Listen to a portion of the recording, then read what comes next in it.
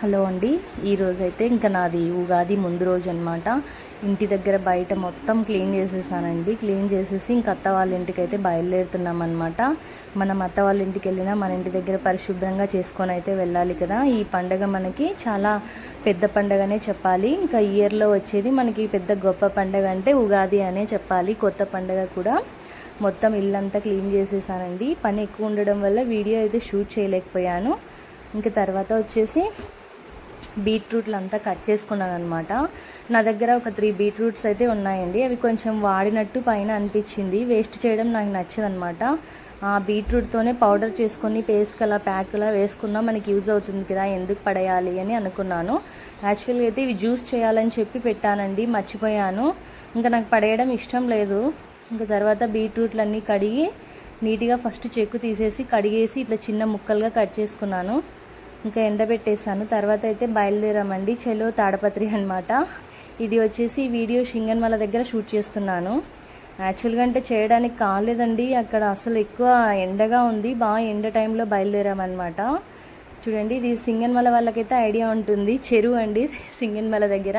ఇది వచ్చేసి శ్రీపురం పెద్దమ్మ అంటారు కదా, తాడపత్రికి వెళ్ళే వాళ్ళకైతే ఐడియా ఉంటుందన్నమాట. ఇది వచ్చేసి శ్రీపురం పెద్దమ్మ దగ్గర షూట్ చేస్తున్నాను అనమాట. మా ఆయన బైక్లో కూర్చున్నావు, జాగ్రత్త కూర్చో, వీడియో తీయొద్దన్నాడు. అదిగోండి శ్రీపురం పెద్దమ్మ అమ్మవారు అనమాట. ఇంకా ఆయన కూడా మనం యూట్యూబర్స్ కాబట్టి వదలలేదనమాట. మన వీడియో షూట్ చేయాలి కదా, తెలియని వాళ్ళకి కూడా ఎవరికైనా తెలుస్తుందని చెప్పి ఇంకా అలా షూట్ చేసుకుంటూ వెళ్ళాము. ఇక్కడైతే ఇంకా భోంచేయలేదండి, ఆకలేస్తుంది. తిందామంటే ఎండలకి ఏం తినాలనిపించట్లేదు. కానీ ఎందుకో 3 ఆ టైం అయిందా, కొంచెం బజ్జీలు తినాలనిపించింది. యాక్చువల్గా అంటే ఎండలకి తినకూడదు, ఏదైనా కూల్ డ్రింక్ జ్యూస్ అన్నా అలా తాగాలన్నమాట. ఎక్కువ లేదు, జస్ట్ ఒక 10 తీసుకున్నాం అనమాట. చూడండి, ఇంకా ఆమె అయితే రెడీ చేసి ఇచ్చేసిందనమాట. వాళ్ళైతే చాలా కాలిపోతున్న ఎండలకి తినాలనిపించలేదు.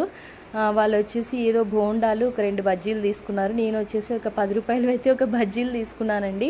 ఇంకా అత్తవారింట్లో మన ఉగాది ప్రయాణం స్టార్ట్ చేద్దాము. అక్కడైతే వీడియో షూట్ చేయలేనండి, ఎందుకంటే అంత కాంప్రమైజింగ్ అయితే ఏం ఉండదన్నమాట. వీడియో షూట్ చేసేంత టైం అయితే నాకు ఉండదు.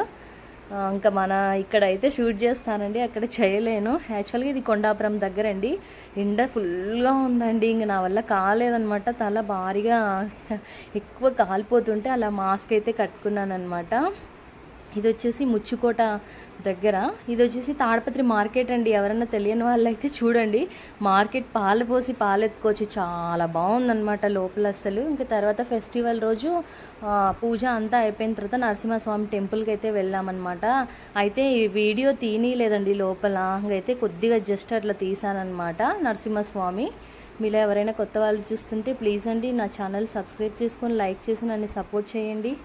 గైస్, ఇప్పుడే అయితే నాకు ఒక పార్సల్ అయితే వచ్చిందనమాట. ఇది ఇప్పుడే అయితే ఓపెన్ చేయను. ఇది వచ్చేసి షాప్షీ నుంచి అండి.